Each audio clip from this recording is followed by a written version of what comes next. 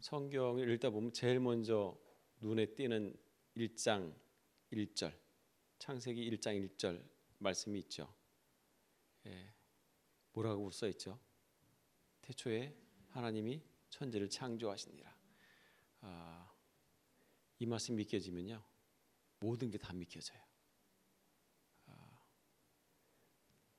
모든 걸 만드신 하나님이 무엇이든 못하시겠습니까?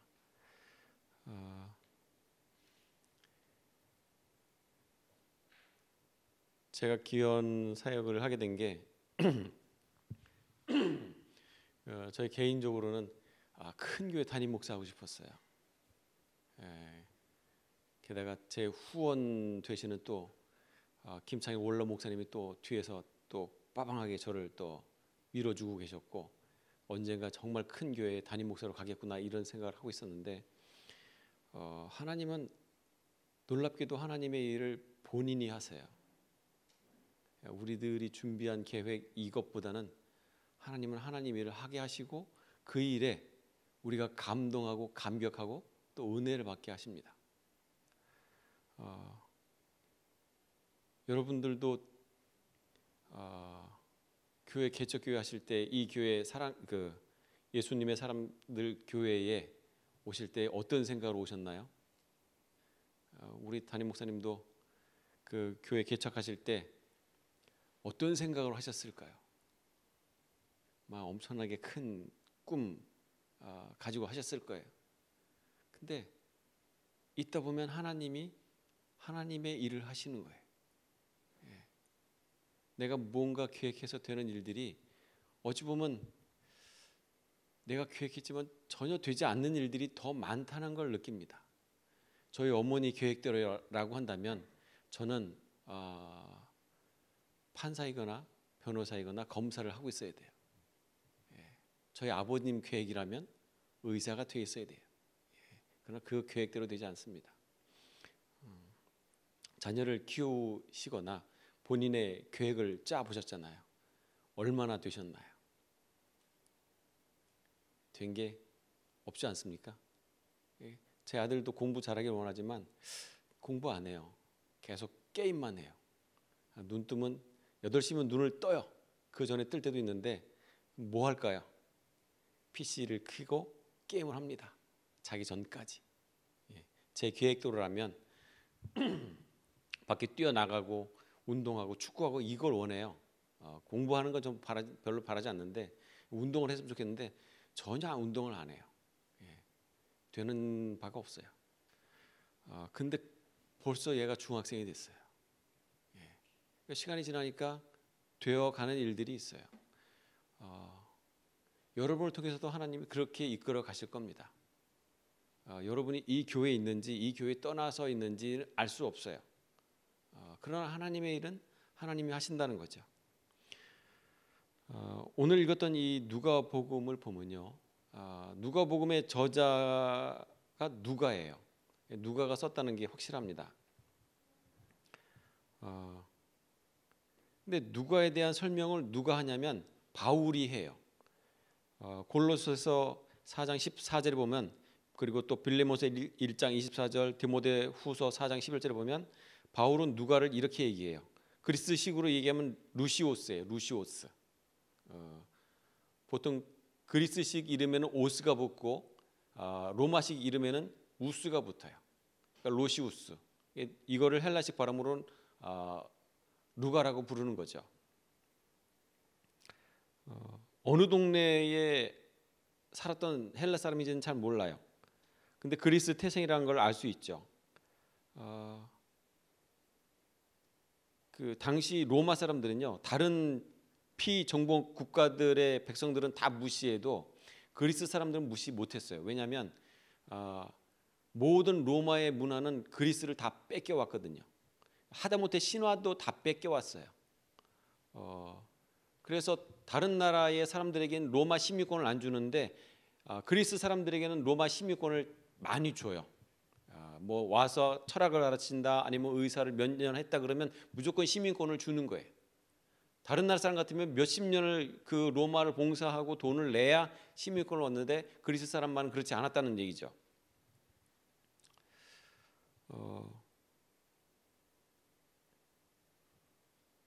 그만큼 누가라고 하는 사람의 그 가지고 있는 배경이 헬라 그 그리스적인 요소를 가지고 있고 그가 가지고 있는 학문의 깊이가 상당히 깊다는 것을 사도 바울은 인정하고 있는 거죠. 그리고 그가 누가복음을 써 내려가기 시작하는 거죠. 쓸 때에 이 그리스 사람이 가지고 있는 공부했던 수사학, 천문학, 뭐 역사, 뭐 여러 가지 방식을 통해 가지고 누가복음을 기록하는데 누가복음을 읽다 보면 다른 복음서들보다 화려한 수사 언어들이 많다는 걸 느껴요. 근데 그 모든 걸 배워서 뭘 증거하기 위해 썼을까요? 예수 그리스도. 예수 그리스도. 그러니까 우리가 교회가 크거나 작거나 신앙이 높거나 낮거나 모든 상황에서 우리가 해야 될 건 뭐죠? 예수 그리스도를 증거하는 거예요. 창세기부터 시작해서 요한계시록까지 이야기하고 있는 가장 중요한 핵심이 뭐죠? 하나님이 인간을 구원하기를 원하신다는 거예요. 그래서 그 방법으로 예수 그리스도를 보내셨다는 거죠. 그래서 로마서 1장 1절부터 2절에 보면 누가 한번 읽어봐 주시겠어요? 1장 1절과 2절 한글 터득 가능하신 분이 읽어주시면.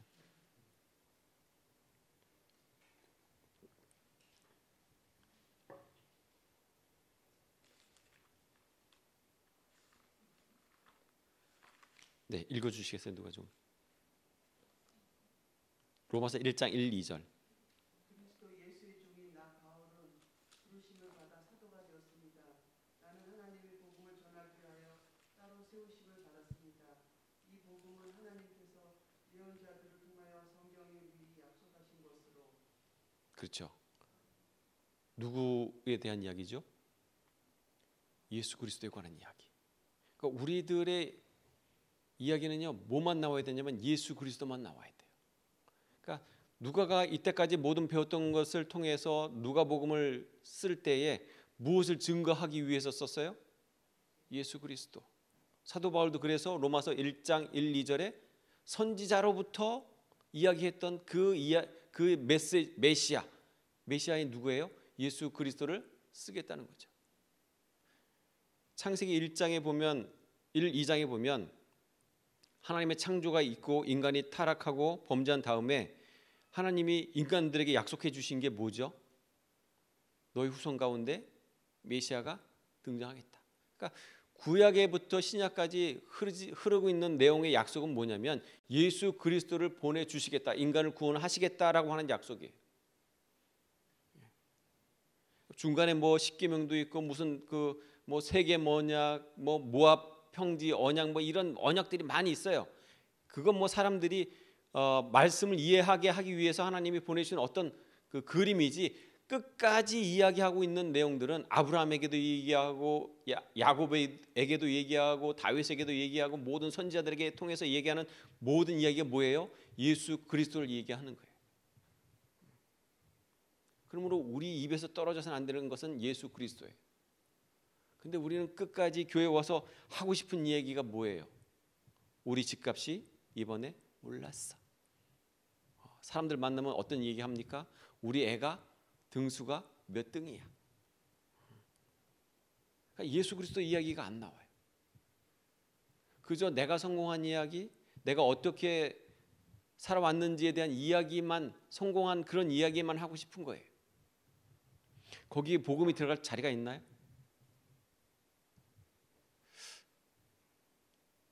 제가 간혹 목사님들 만나서 이야기하다 보면 그런 분들이 있어요. 이번에 우리 교회가 새로 짓는데 땅을 몇 평을 샀다. 저는 목사님 입에서 그런 이야기가 나왔으면 좋겠어요. 우리가 내가 안 돼서 복음을 몇 명에게 복음을 전했는데 그게 잘 안 먹히더라. 저는 그런 얘기 듣고 싶은데 목사님들이 만나서 얘기하는 건 요번에 기도원을 지었다. 우리가 요번에 땅을 샀다. 그리고 성도가 몇 명이 늘었다. 이 이야기에 바빠요. 예수 그리스도가 사라진 교회죠. 오늘 한국 교회는 예수 그리스도가 없어요. 오늘 본문의 말씀도 마찬가지죠. 예수님께서 이르시되 무엇을 하시겠다고요? 하나님 나라의 복음을 전해야 하리라. 제가 왜 경희대 기원의 목사가 됐을까 생각해 보니까 하나님이 복음을 전하게 하기 위해서예요. 제가 처음 교회를 개척한 것이 교대예요. 교대 개척할 즈음에 제가 기도를 했습니다. 하나님, 어떻게 하면 하나님 앞에 쓰임 받을 수 있겠습니까? 여기 쓰임 받는다는 얘기는 사실은 어떻게 하면 큰 교회를 만들 수 있겠습니까? 라고 하는 기도였죠. 그래서 제가 뭘 했냐면 옛날에 그 제가 좋아했던 목사님 중에 김진호 목사님이 계세요. 그 청계천에서 그 가난한 사람들 데려다가 그 먹여주고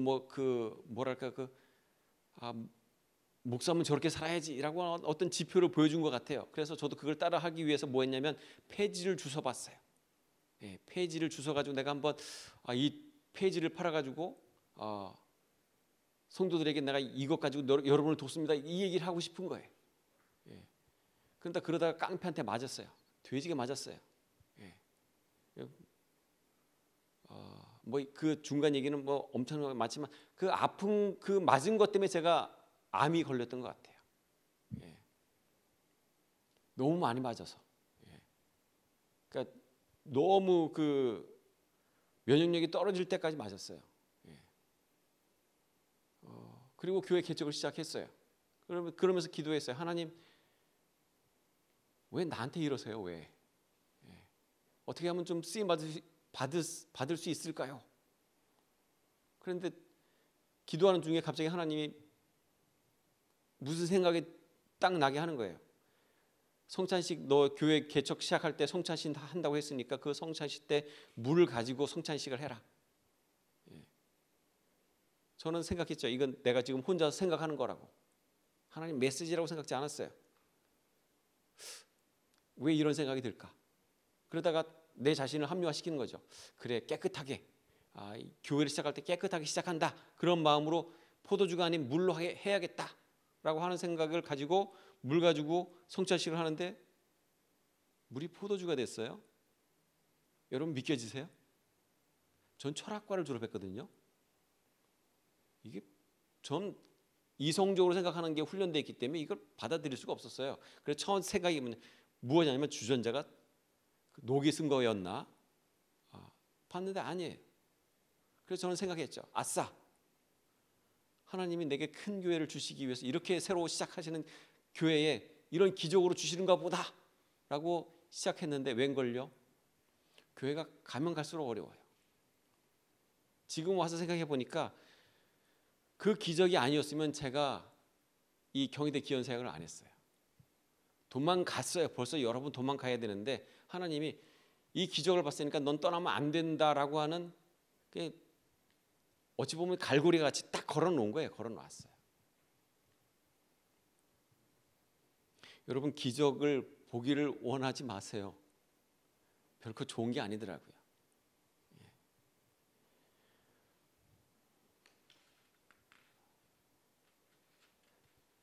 누가복음에는 큰 그림이 있습니다. 누가복음과 사도행전. 누가복음의 처음 시작과 끝은 복음을 전하는 거예요. 근데 그 누가복음에 처음에 나오는 황제 이름이 누군지 아십니까? 아우구스투스. 그리고 그 뒤에 가면 28장에 보면 사도 바울이 복음을 전하잖아요. 복음을 전하는데 그 복음을 전하는 그 표현이 뭐냐면 황제에게 표현하는 평화 혹은 주라고 하는 단어를 써요. 처음에 시작은 아우구스투 황제인데 끝에 가면 누구로 바뀌어요? 예수 그리스도가 그 황제가 썼던 단어를 그대로 받아서 그대로 써요. 사도 바울이 예수를 전할 때 어거스투스, 황제에게 전하는 그 단어를 그대로 씁니다.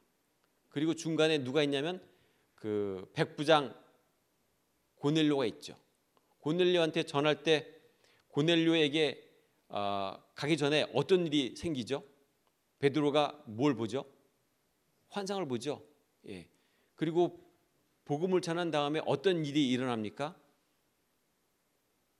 그가 주를 큐리오스, 주로 받아들이는 거죠. 그리고 뭘 하죠? 세례를 받습니다. 세례를 한다는 건 어떤 의미예요? 내가 충성을 바칠 자가 예수님으로 바뀐 거예요. 백부장의 원래 하던 일은 뭐예요? 황제에게 충성하던 자예요. 근데 이제 내가 예수님에게 충성하겠다고 바뀌는 거예요. 누가복음의 그림은요, 이렇게 후 바뀌어요.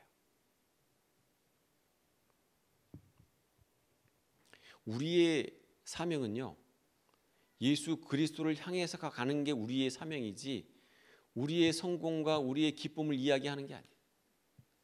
제가 쪽방촌 사역을 하게 된 이유가 그냥 오갈 데가 없는 거예요. 그 폐지 줍다가 깡패한테 맞았는데 너무 힘들었던 거죠. 근데 그 상황을 알고 있었던 어떤 분이 제 손을 잡고 자기 사는 데로 데려간 거예요. 근데 거기가 그 쪽방촌이에요. 쪽방촌에 많은 사람들이 있어요. 제가 봤을 때 그 할아버지가 그렇게 휴지를 많이 주워가지고 뭐에 쓰나 봤더니 그 폐지를 팔아가지고 거기 있는 사람들을 먹이는 거예요. 꼬맹이들 먹이고 할아버지 할머니들 먹이는 거예요. 저보고 얘기하는 거예요. 이 사람들 좀 도와주면 안 되겠냐고. 내가 보니까 당신 목사 같다고. 그래서 뭐 끌려갔어요. 처음에는 그냥 가서 이야기를 했는데 거기 있는 사람들이 배고파하는 것 같아서 그냥 도넛 몇 개, 그 단팥 도넛 그 빵 들고 갔어요. 갔는데 어느 날 꼬맹이 하나가 오는 거예요. 아저씨 미진이는 바보예요. 아니 왜? 아저씨는 일주일에 한 번밖에 안 오는데 얘는 여기 매일 와요. 왜냐면 도넛 한 번 먹으려고. 근데 걔가 4살짜리예요. 근데 걔네 집이 500m 떨어진 거예요. 여러분 아이를 키워보신 어르신들은 아시잖아요. 4살짜리 꼬마이가 500m를 온다는 거는 어마어마한 거리예요. 그 빵을 한번 먹고 싶어가지고 애가 매일같이 오는 거예요. 야, 내가 이거 그만둘 수 없겠다. 근데 얼마 지나지 않아서 이 할아버지가 돌아가셨어요. 성경책에다가 그 1,000원짜리 3개를 꽂아 놓으셨어요. 나 죽으면 화장하고 그 화장한 거 그 분명히 이종관 목사가 처리해 줄 거니까 이분에게 차비를 주라고 이렇게 써놨어요. 알고 보니까 이분이 의정부의 엄청난 큰 교회의 원로 목사님이에요. 제가 충격을 받았어요. 이게 목사구나. 제가 생각해 보면 그 정도 큰 3,000명이 넘는 대형 교회의 원로 목사라고 한다면, 뭐 후원 나오는 것만 해도 만만치 않을 텐데, 자기를 버리고 그 쪽방촌에 거지처럼 사는 그 모습, 그리고 열심히 죽을 때까지 그 폐지를 줍고 그 사람들 먹이고 하다못해 죽을 때에 자기 후배 목사가 왔다가 차비 없이 그냥 갈까봐 3,000원을 성경책에 꽂아놓고 그 마지막 그 순간까지. 이게 목사로구나. 근데 목사가요 또 마음이 또 완악해요. 이거 봤으면 계속 해야 되는데 하다가 너무 힘드니까. 왜냐하면 제가 돈이 없으니까 도넛 하나가 500원씩 팔아도 10개 사면 5,000원이잖아요. 없어요. 제 주머니는 후원 들어올 때도 아니고 한 몇 년 했는데 너무 힘든 거예요. 그러다가 그 쪽방촌 근처에 어떤 교회가 있는데 그 교회에 목사님 새로 오셨어요. 새로 오셔서 저를 찾아왔어요. 제가 이 쪽방촌 여기 가정들 좀 도울 테니까 목사님 빠지셔도 되겠다고. 제가 그래서 쾌재를 불렀죠. 아싸, 이제 내가 쉬어도 되겠구나 하고 한 달을 쉬었어요. 근데 목사가 또 그렇잖아요. 뭐 하다가 몇 번 빠질 수 있지만 너무 오래 빠지면 또 미안할 것 같아서 갔어요. 오랜만에 갔는데 노상 보이던 꼬마애가 안 보여요. 야, 그 꼬맹이 어디 갔냐? 동훈이 어디 갔냐? 물었어요. 그랬더니 안 보인다는 거예요. 동훈이 할머니는 분명히 일을 가셨을 거고 동훈이가 나올 때쯤 됐는데 안 보이니까 제가 찾아갔어요. 갔는데 할머니가 주무시다가 돌아가셨어요. 그 할머니 그 구청에다가 전화해서 그 시신 처리하는데 궁금하죠. 이 동훈이가 어디 갔을까? 제가 불길한 생각이 들었어요. 그래서 비키니 장을 여니까 거기에 꼬맹이가 거기서 죽었어요. 굶어 죽은 거예요. 그러니까 겨울이니까 할머니 그 동네 할머니들이 그래요. 애들 추우면 그 비키니 장 안에 들어가서 거기 자라고. 거긴 따뜻하니까. 그러니까 애가 배가 고프니까 추우니까 거기서 잠장. 그리고 거기서 배가 고파서 죽었어요. 제가 그래서 그 교회에 찾아가서 뒤엎어버렸어요. 물론 이제 그 목사님 상황을 이해하죠. 새로 왔기 때문에 막 이렇게 할 수 없는 상황인 건 이해가 돼요. 근데 돌아보니까 내가 안 한 거잖아. 내가 안 했어요. 그래서 그 다음부터는 야 쪽방촌 내가 이거 놓을 수 없겠다. 500가정인데 다 줄 수는 없지만 그래도 살아있는지 죽어있는지는 볼 수 있으니까 내가 가서 돕자.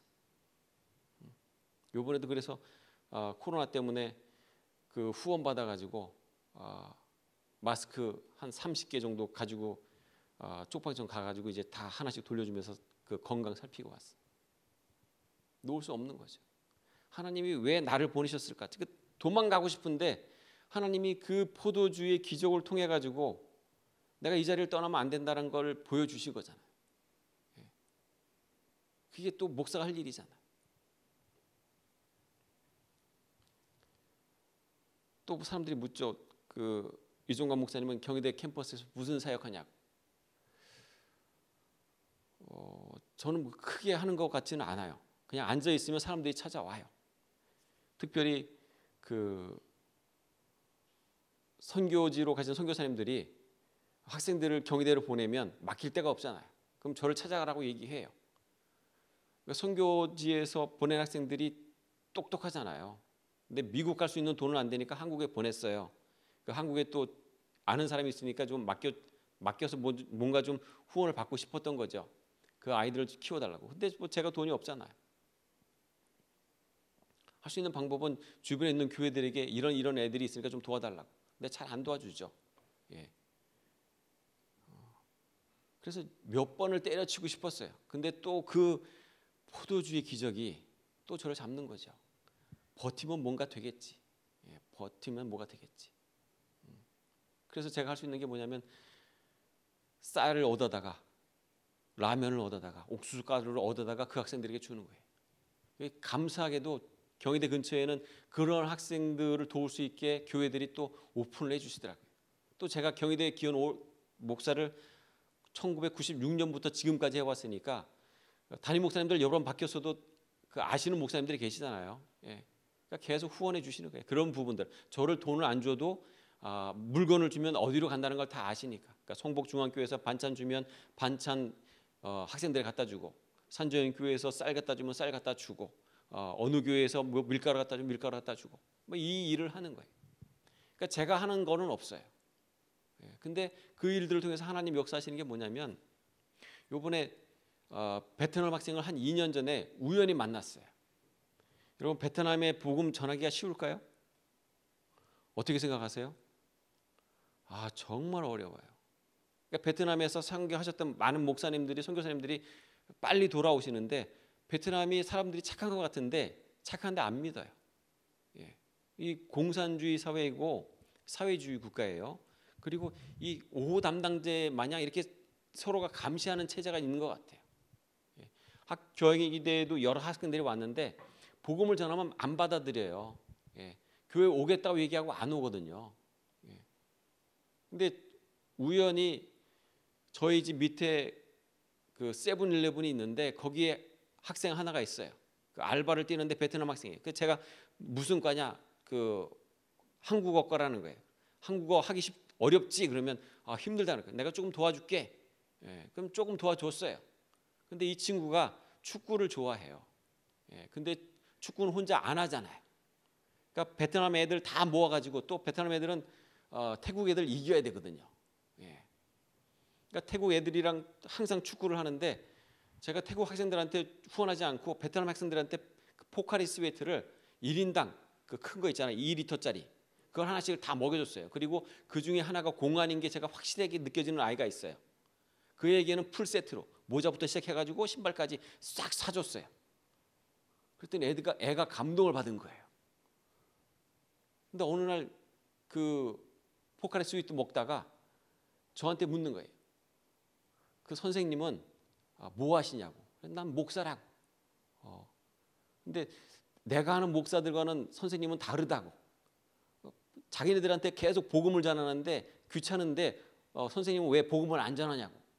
너희들이 나를 보면서 복음에 대한 느낌이 있지 않냐고. 착하게 생기지 않았냐고. 그렇다는 거예요. 그리고 내가 예수 그리스도를 이야기하는데 그 친구들이 예수 그리스도를 듣다가 자기가 이때까지 들었던 예수와는 다른 예수를 들었다는 거예요. 그리고 지들끼리 떠든 거예요. 예수에 대한 얘기를 막 그 베트남어로 막 하는 게 느껴져요. 그러다가 갑자기 교회 가도 되겠냐고. 40명 애들이 왔어요. 한 명도 아니고 40명이 왔어요. 다른 거 없어요. 포카리 스웨트 40병.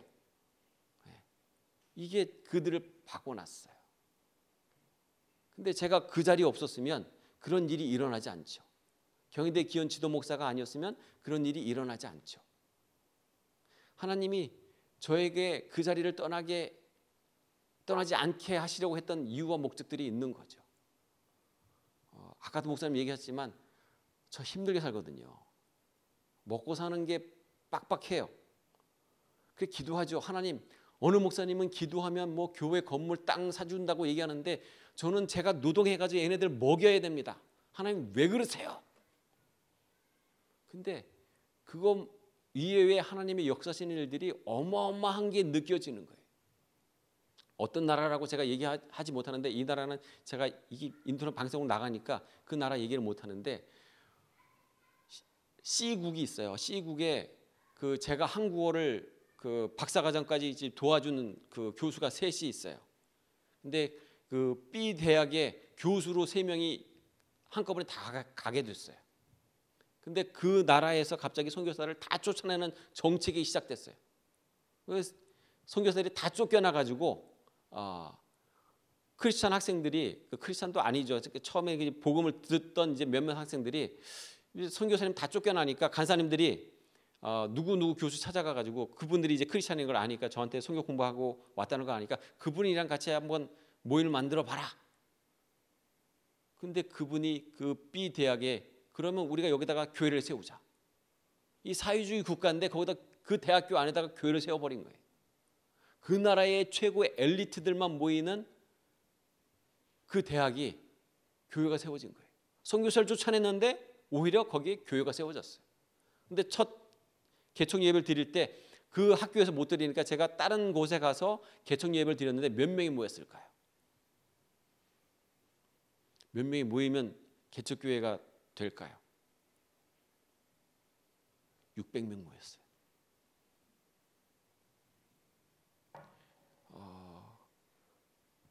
그러니까 선교사 쫓아내면 복음이 안 들어갈 것 같잖아요. 근데 하나님의 일은요, 하나님이 하신다고. 그리고 그 자리에 제가 그걸 보고 증인으로서 이야기할 수 있는 은혜를 주신 거죠. 만약 제가 개척교회를 다른 교회에 나갔으면 이 일들을 못 봤을 건데 하나님이 내가 그 자리에 있으므로 내게 그 일을 보는 감격을 주신 거죠. 제가 하는 일 중에 또 즐거운 사역 중에 하나는 노숙자 사역입니다. 그 노숙자 사역도 참 기기묘묘하게 시작됩니다. 그 꼬맹이 하나가 쪽방촌의 꼬맹이 하나가 김밥 천국에서 김밥이 먹고 싶다는 거예요. 김밥 천국에 김밥 해봐야 1,500원이니까 지금은 2,000원 올라갔죠. 1,500원이니까 뭐 한 줄 정도 사주는 건 걔가 뭐 키도 크지도 않고 작으니까 하나 사줘야겠다고 갔는데 얘가 들어가자마자 2줄을 시키는 거예요. 주머니에 2,500원밖에 없는데. 예. 왜? 자기 한 줄, 나 한 줄. 예. 그래도 착하죠. 자기가 2줄 먹는 게 아니니까. 애를 먹여주면서 저는 고민하죠. 이 500원을 어디서 내가 지금 챙겨야 될까? 카드도 없고. 그 주인한테 500원 나중에 갖다 줘야겠다고 얘기를 하려고 하는 순간에 갑자기 옆에 있는 한 분이 목사님처럼 생겼는데 뭐 하시는 분이에요? 라고 묻는 거예요. 그래서 제가 꼬맹이 그 쪽방촌에 사는데 애가 배가 고파서 그 김밥 먹고 싶다 그래서 김밥 사주러 왔습니다. 그랬더니 옆에 있던 한 분이 또 나도 목사인데 이거 제 뭐 할 일이 있나 싶어서 왔다고. 그런데 주변에 있던 분들이 7명인데 총 7분이 다 목사예요. 그러더니 의기투합해서 그러면 우리가 그 쪽방촌 말고 노숙자들 먹는 사역하면 어떻겠냐고. 예. 아무것도 모르는 목사 7이서 그럼 합시다 라고 시작해서 노숙자 밥 먹여주는 사역을 시작했어요. 예. 그리고 지금 한 600명 정도 먹여요. 여러분 매일같이 600명 밥 먹이려면 돈이 예산이 얼마 정도 들까요? 제 주머니에는 2,500원도 해결이 안 되는데 3,000원도 해결이 안 되는데 근데 그 일이 일어나요. 하나님의 일은요, 하나님이 하십니다. 여러분의 계획하는 일이 아니에요. 여러분이 어떤 계획을 하느냐, 돈 가지고 되는 일들은 없어요. 저희가 이번에도 기원에서 단기 선교를 보냈고 그 전에도 그 단기 선교를 보냈는데 최고로 많이 보냈을 때에 158명을 보냈어요. 단기 선교를. 158명의 대학생들을 단기 선교를 보내려면 재정이 얼마가 필요할까요?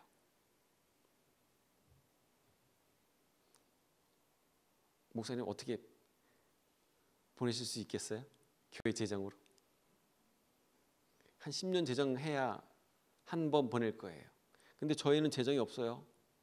근데 그게 돼요. 그러니까 하나님의 일은요, 돈 가지고 하는 게 아니더라고요. 예. 교수님들은 제가 가가지고 후원해 주세요라고 얘기를 하면 153명에 대한 돈을 다 내야 되는 걸로 착각하세요. 그리고는 다 눈을 돌리세요. 제가 얘기하면. 근데 하나님의 역사는 이루어져요. 이루어집니다. 아이들이 자기 주머니를 털어서도 가요. 그곳에 교회를 세우고요. 그곳에 난민들에게 예수 그리스도를 이야기하고 와요. 이번에 예멘에도 몇 년 전에도 예멘 난민들이 왔잖아요. 한의대 아이들이 기도 모임 하다가 제가 거기 가서 그들을 도와줄 수 있는 방법이 없을까요? 너희들이 학생인데 어떻게 할 수 있겠어? 그럼 제주도 한 달 살이 한번 갔죠. 한 달 살이 가면서 거기 가서 과외하면 되잖아요. 학원 있으니까 학원 가서 한 달, 2달 하다 오면 되는 거 아니겠어요? 그러면 거기서 숙박 해결할 수 있고 먹을 거 해결할 수 있으니까. 또 경희대 한의과니까 과외를 하게 되면 또 쉽게 얻을 수 있으니까 갔는데 5명이 갔는데 학원에서 2달 동안 특강이라고 그러죠. 특강. 그러니까 전 과목을 그 중고등학교 학생들이 이제 전 과목을 하는 그거를 하면서 그 예멘 사역을 했어요. 그리고 한 명이 요번에 그 5명이죠. 5명이 다 이제 국시 끝나가지고 다 한의사가 됐는데 1년간 봉사하겠다고. 4명은 제주도에 아예 내려갔고 1명은 예멘으로 가요. 선교사가 이렇게 파송이 돼요. 어떠세요?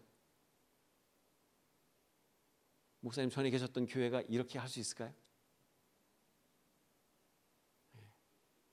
하나님의 일은요, 하나님 하신다니까요.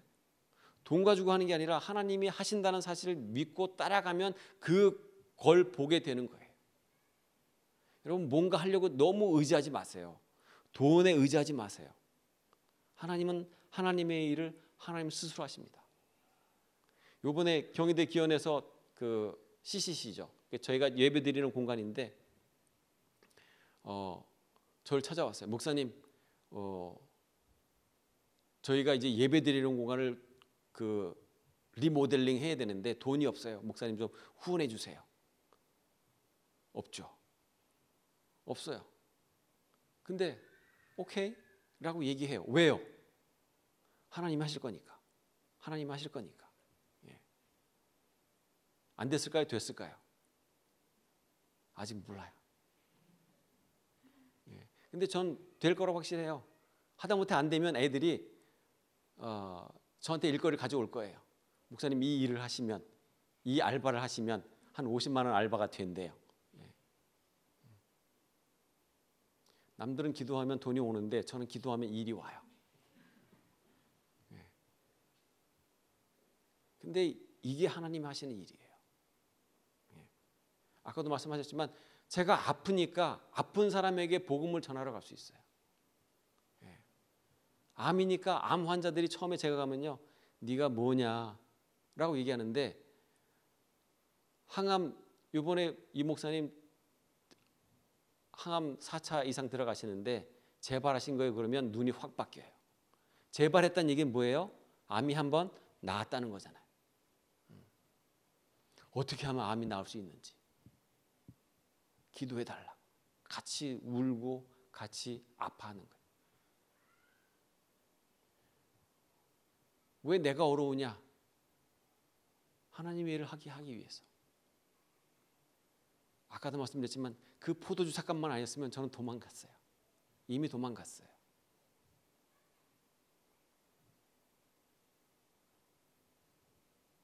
근데 더 감사한 건요, 그런 일들이 일어날 때마다 제 안에 감격이 넘쳐요.